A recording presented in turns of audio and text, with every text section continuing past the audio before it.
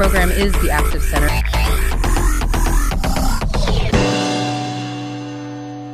You've definitely heard the term supply-side economics thrown around on the news, and you've almost certainly heard its famous or maybe infamous nickname, trickle-down. It's one of those ideas that has completely reshaped economies, but what does it actually mean? Well, today we're going to break it down. So, picture this. It's the 1970s, and the economy is in a total funk. You've got soaring inflation, which means your dollar buys less and less every day. But at the same time, the economy isn't growing and unemployment is high. Economists had a word for this nightmare scenario, stagflation. And everyone was asking, how do we get out of this mess? This is the very problem supply-side economics promised to solve. At its absolute core, the theory is actually pretty simple. It says that if you want to kickstart the economy, you've got to focus on the people who make stuff, the suppliers. The main idea is that if you make it easier and cheaper for businesses to produce goods and services, that prosperity will eventually ripple through the entire economy. And yep, this is the theory that gets labeled trickle-down. Now, you can't really get what supply side is all about without looking at its main rival. It's kind of the classic economic showdown. Do you focus on the producers or do you focus on the consumers? And this table just lays it all out, right? On one side, you've got the supply-siders. They're focused on the producers. They believe the engine of growth is boosting the supply of goods and services. And how do you do that? Well, the government needs to get out of the way. Less regulation, lower taxes. But on the other side, you've got demand side, or Keynesian economics. They're all about the consumer. They argue that spending is what really drives the economy, and sometimes the government needs to jump in and spend money to get things moving. And this, right here, this is the heart of it. It's an economic chicken or the egg debate. Supply-siders have a kind of if you build it, they will come philosophy. They believe making things creates jobs and wealth, which in turn creates the demand. But Keynesians, they flip that completely. They say, no, you have to get money into people's pockets first, because their spending is the signal for businesses to start producing more. They are two completely different ways of looking at the world. Okay, so let's say you're a politician and you're all in on supply side theory. What do you actually do? What are the tools in your toolkit to make it happen? Well, there are three main levers you'd pull. First, and this is the big one, tax cuts, especially on income and capital gains. That's the profit you make from selling something like a stock. The idea is that this gives people and companies more incentive to work hard and invest their money.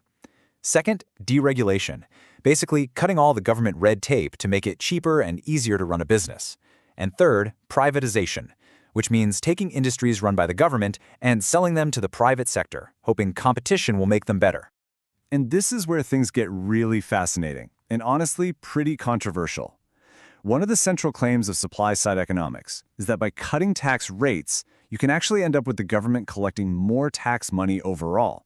Wait, what? How on earth is that supposed to work? The big idea behind this is something called the Laffer curve.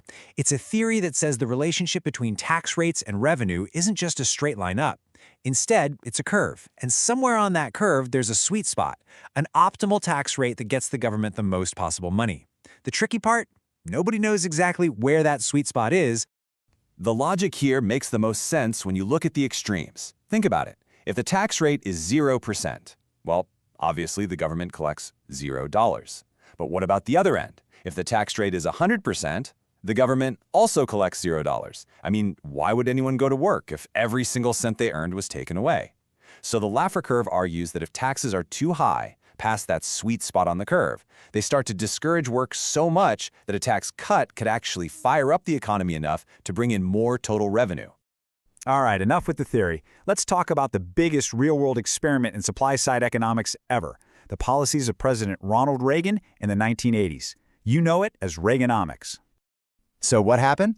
Well, if you were a supporter, the results looked fantastic. Unemployment was at a crushing 10.8% in 1982. By the end of the decade, it had been sliced almost in half, down to 5.4%. That's not just a statistic. That's millions and millions of people getting jobs. And it wasn't just about jobs. The entire economic engine just roared to life. The GDP, that's the value of everything the country produces, grew at an average of 4% a year. Now, to give you some context, that's a seriously strong rate of growth. The economy was, without a doubt, booming. But, and this is a huge but, here's the other side of the story. While the economy was taking off, and even though tax revenues did rise, government spending rose way faster, a lot of it on a massive defense buildup for the Cold War. The result? The national debt absolutely exploded. It grew by a mind-boggling 186%, and this became the #1 point of attack for critics. So what do you do with a legacy like that? On one hand, you have incredible growth and millions of new jobs.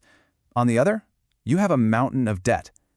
It's really no wonder that the debate over supply-side economics is just as heated today as it was 40 years ago. And this really frames the two sides perfectly. Supporters look at the 80s and say, see, we told you, it works. You unleash the private sector and you get real, lasting growth. But the critics look at the exact same data and say, yeah, but at what cost? The tax cuts mostly help the rich, and you saddled the country with enormous deficits for decades to come. And that really is the fundamental question that's still at the center of this whole debate. Does the supply-side approach, as the saying goes, create a rising tide that lifts all boats? Or does it mostly just help the big yachts, leaving the smaller boats struggling in their wake? That's the question we're all still trying to answer.